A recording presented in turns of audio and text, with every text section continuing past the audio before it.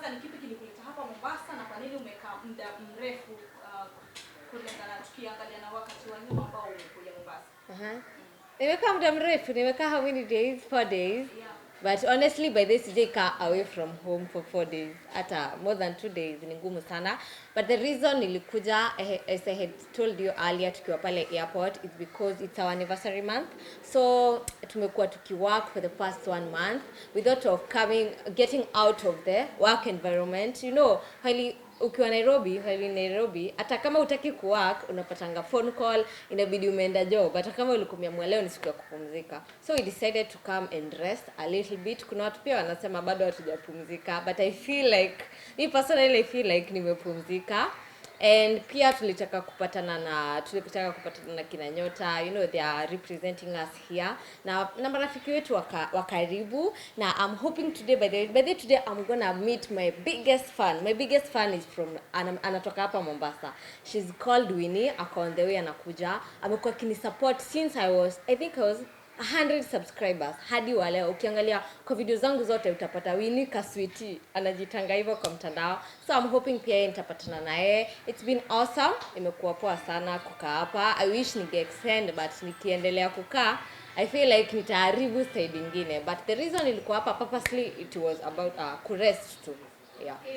Tumeona ni story mingi umefanya kwa streets za Nairobi. Ni story gani ushaifanya leo you felt nervous, like this story I'm really nervous?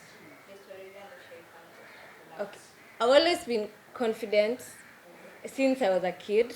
Kila time nikienda kufanya story huwa najiaminia, but there are few stories zenye nikifanya huwa na feel hii story itakuaje, but ilikuwa ina happen sana when I started doing celebrity interviews.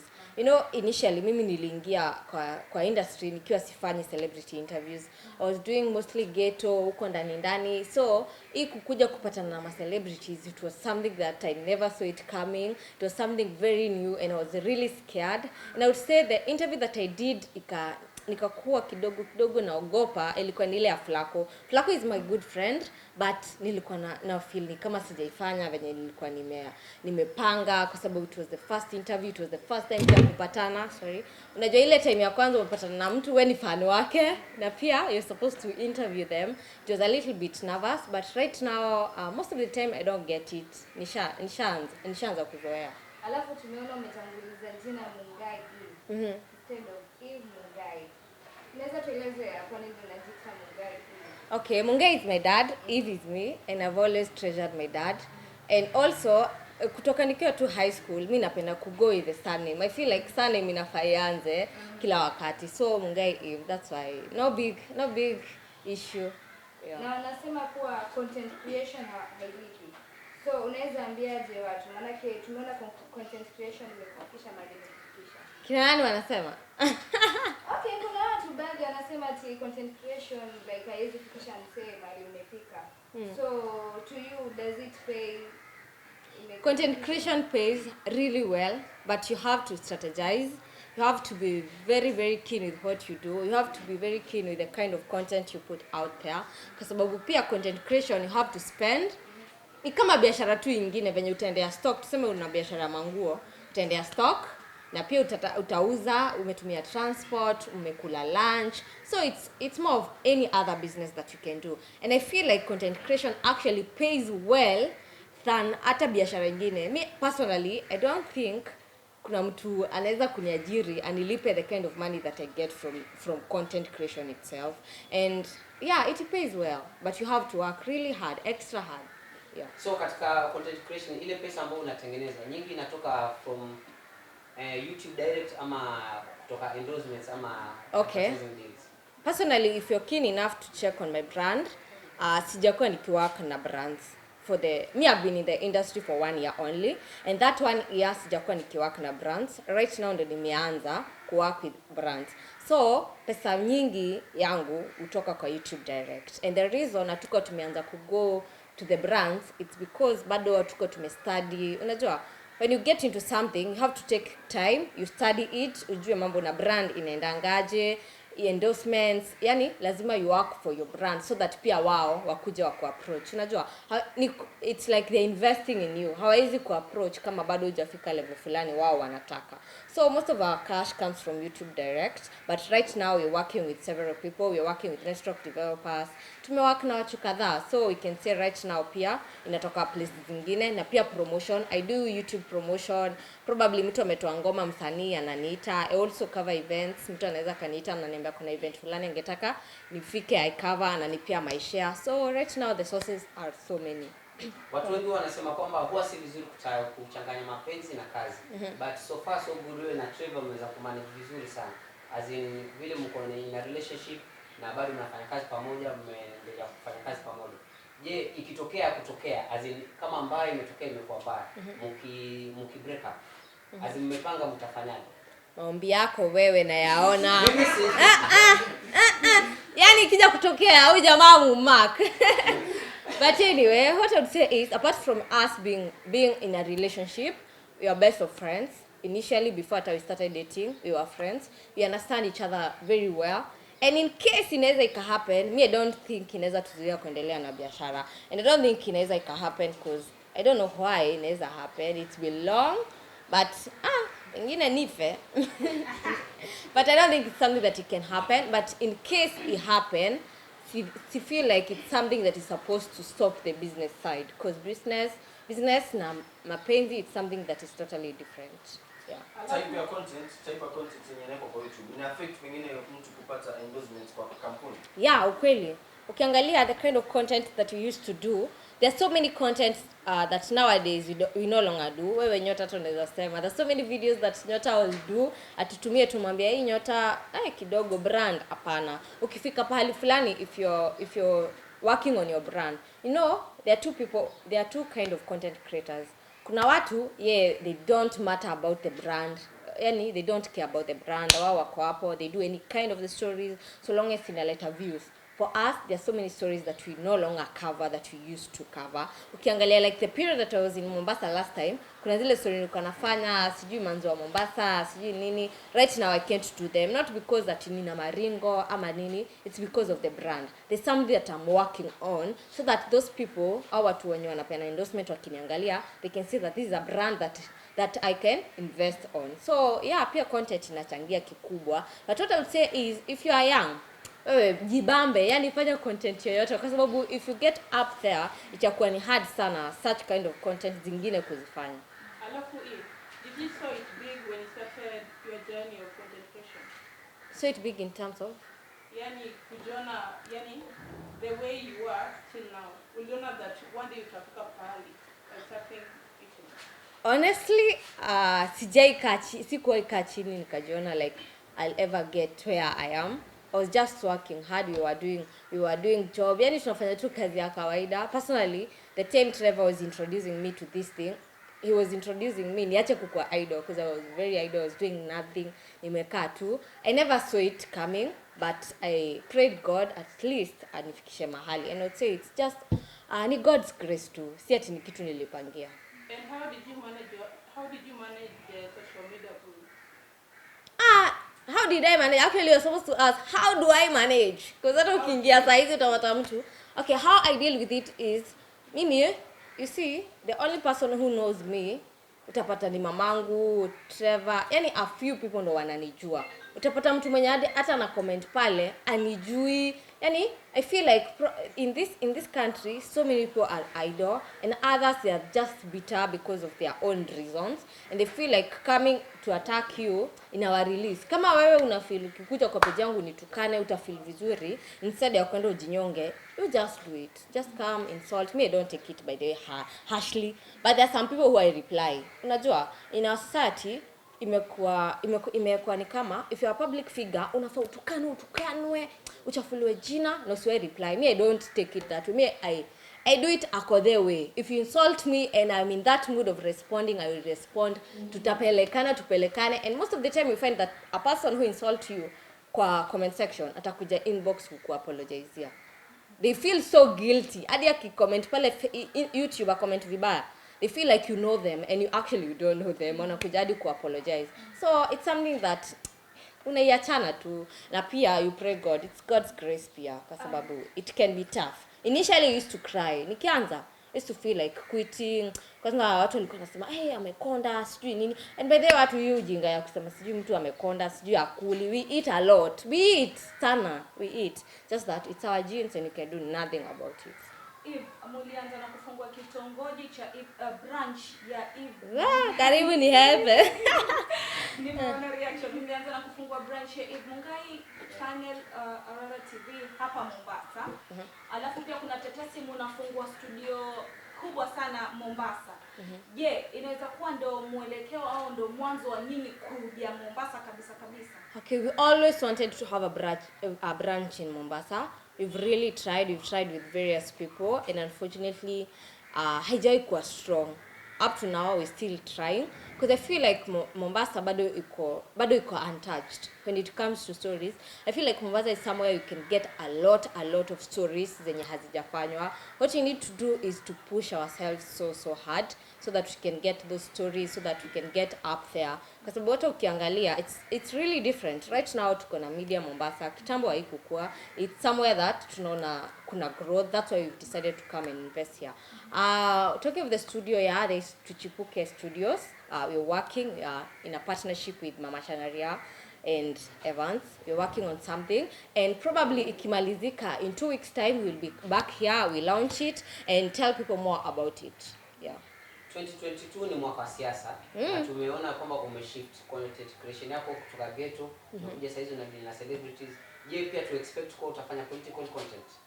I'm still thinking about it. Ukiangalia kwenye channel we've tried a little bit of it, but what I would say is if we were to cover political news, I won't do it like personally. I'll have somebody else who will do it, but we're just waiting for it. Bado tunangoja the right direction. Tunafanya research tuone itakuwaje. Alafu ni changamoto zipi ambazo ulikuwa zipitia kabla uanze? Changamoto nilipitia kabla nianze? Kabla nikuwe YouTuber? I think the challenges that I was facing, just like a normal human being. How do I answer that one? The challenges that I was facing before I became a content creator. I was just a normal student, so maybe kukosa school fee. The reason I started doing this is because I lacked school fee. Nika defer from shule. So I would say that's the major challenge yenye nilikuwa na face. Unajua ukikuwa student hata ujielewi, hata hujui shida ni gani, uko tu. I think they are just normal challenges zenye binadamu wa kawaida tu upatana nazo. Alafu nikuulize, kuna mtu unajua usemi umefika level nyingine tofauti sana. Lakini kuna mtu pale bibi anataka congratulate ama there's a information anataka pass through you. Anaweza kupata vipi? Anaweza email, unatumia email ama Instagram ama anaweza kupata vipi? The right channel to ever get me is on Instagram. I'm very active on Instagram. In my Instagram page, there are so many Instagram pages under my name, but my Instagram page is Mungai_Eve. It's at 262,000 hapo. That's my main account. I understand kuna mob, kuna wengine wanasema wanapeana loan. There are so many, but if you want to get me, just search Mungai_Eve with a red profile utanipata. Kuhusiana na hilo swala na watu wanasema wanataka loans na jina lako. Unaichukulia vipi kwa sababu kuna mtu hata ameshafikisha almost 100k akitumia tu jina lako kudanganya? Okay. So I feel bad. I'm working with CIDs to get in touch with that guy because nilifika mahali ahead. Nilikuwa nimemwarn like unajua mimi sipendi kufikisha maneno sijui kwa polisi, sijui mkokotini mnavurutana sipendi. I tried warning him but bado hajaacha. But pia I feel like Kenyans we should be more keen. Nimesema hii kitu so many times. Nimesema sipeani loan, nimesema I only have one Instagram page, and then you find someone bado anaendelea kukoniwa. I feel like we should be very keen because hadi hawa watu it's usually very hard to control them. Utapata huyu mtu utamstop kufanya hivyo ama hiyo account deletiwe, then later they come up with another Instagram. I also have a lot to do. Sitashinda hapo nimekimbizana na mtu mmoja. Alafu nikuulize hii. For example, mtu ako na story moto, unaelewa good content that anaweza kupatia. Unaweza mlipa? Yeah. To where my brand imefika, like sometimes you have to spend to get good content.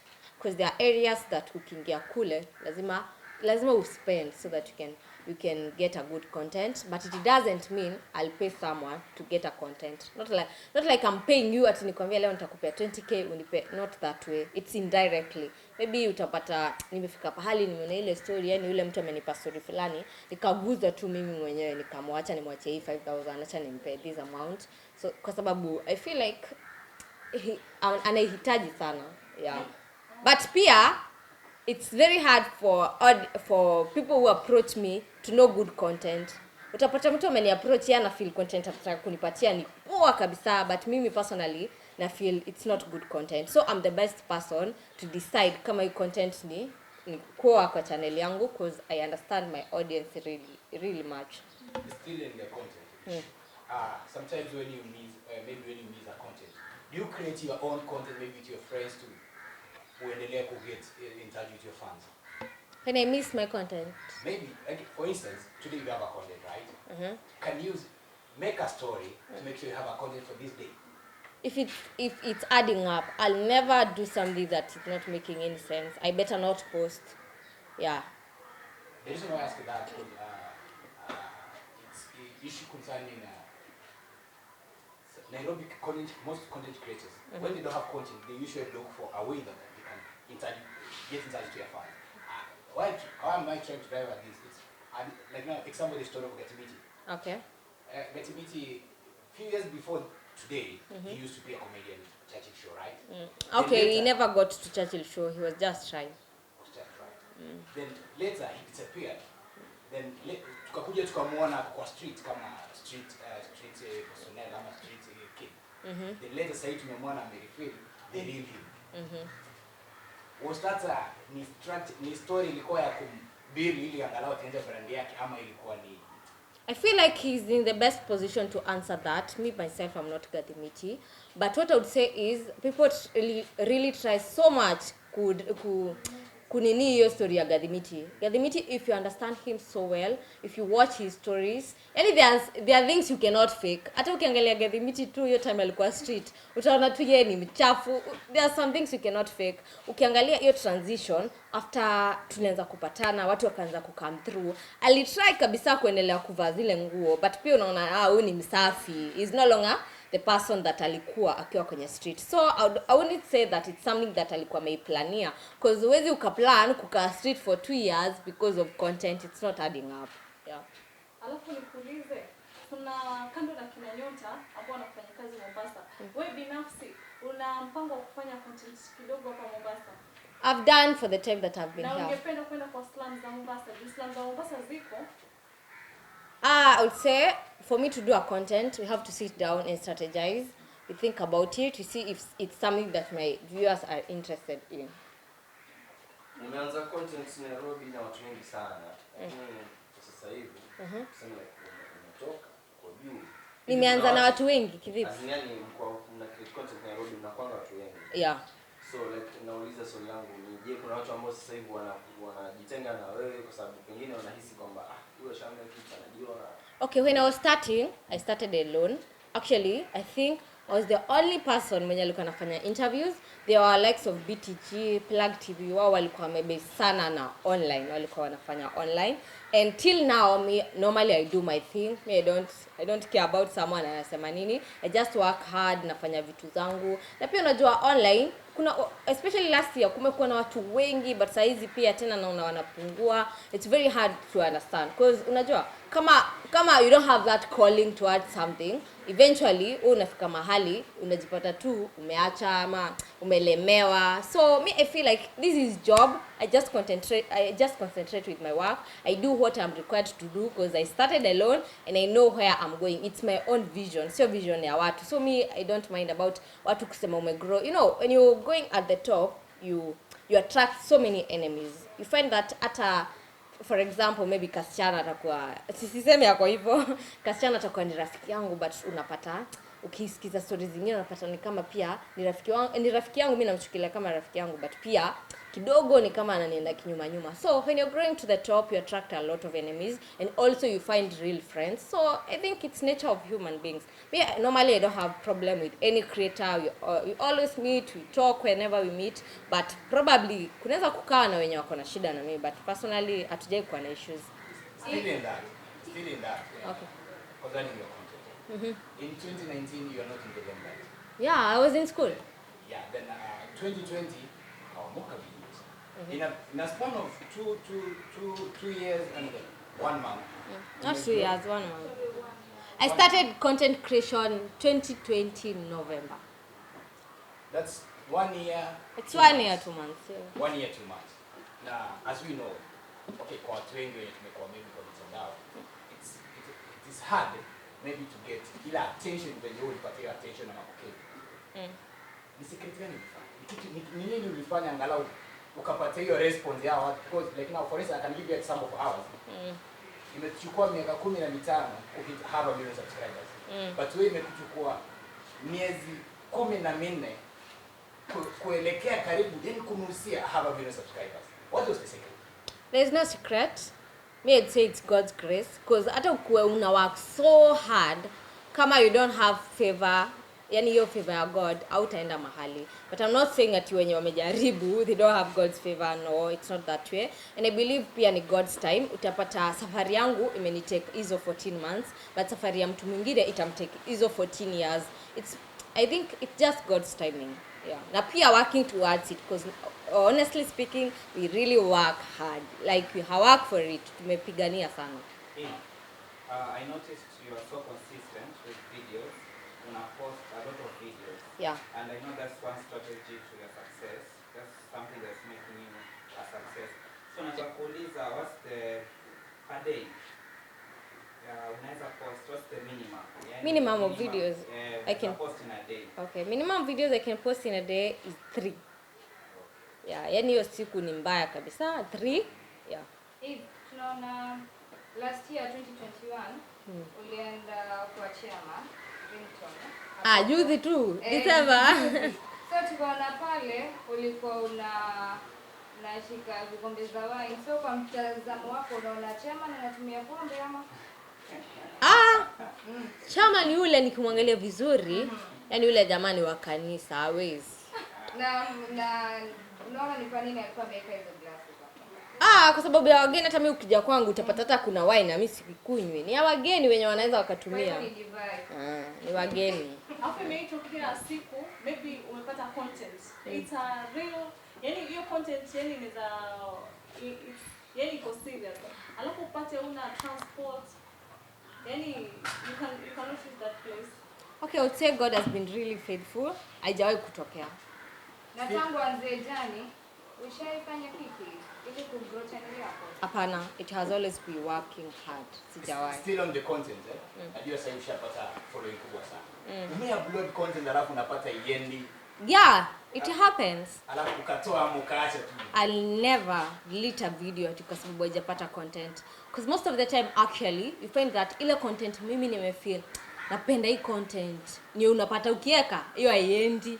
But ile yenye wewe hata hauipendi, hiyo ndo unapata inaenda. So me personally, I wouldn't advise someone to delete a video because umeona bwana bado haijafika hata 1000. Hapana, iache pale. Huwezi jua, probably next day inaweza tokea something kitu trend yenye iko in relation to that content. Unajua itakuwa ni mwanzo wake wa kupanda. So me siwezi delete video. Still on content issue. The other day I was with Guardian Angel and he told me in Kenya wewe ndio unalipwa pesa mingi zaidi on YouTube. On Saturday aliniambia hivyo. Je, ni kweli ama ni story? Unajua, me personally I would say I'm paid well, but sijui wengine wanalipwa aje. So siwezi nikaje rank niseme mimi ndio nalipwa number 1 yet. I don't know others wanalipwa aje. Yeah. Alafu nikuulize hiyo. What motivated you to work with Safari Gadimiti? Yeah. Because those guys, they are really... Safari Gadimiti, personally, I find that guy very talented. And he was really in need of a platform. Imagine mtu amekaa Churchill, yani ametembea for 5 years, akitafuta just a platform. So, if you're in a position to help, it's always good to help. Mimi niliona tu nimpe platform kama hiyo ndio kitu ameng'ang'ania for the longest time, probably ukimpea ita change maisha yake. And you see, I just gave him the platform and right now he's doing well. Alafu nikuulize, what motivates you? What motivates me to continue going? Poverty. Mimi start yani mimi umaskini. Yani poverty is bad and it really motivates me to work extra hard. Growing up, there are so many things zenye hatungeweza kupata because we didn't have enough cash. So mimi personally, I work extra hard because I really want the best life for my kids, the best life for my family. I don't want my mom right now anaona mimi niko poa but yeye mwenyewe hayuko sawa. Like me, I work hard yani to elevate poverty. Yeah.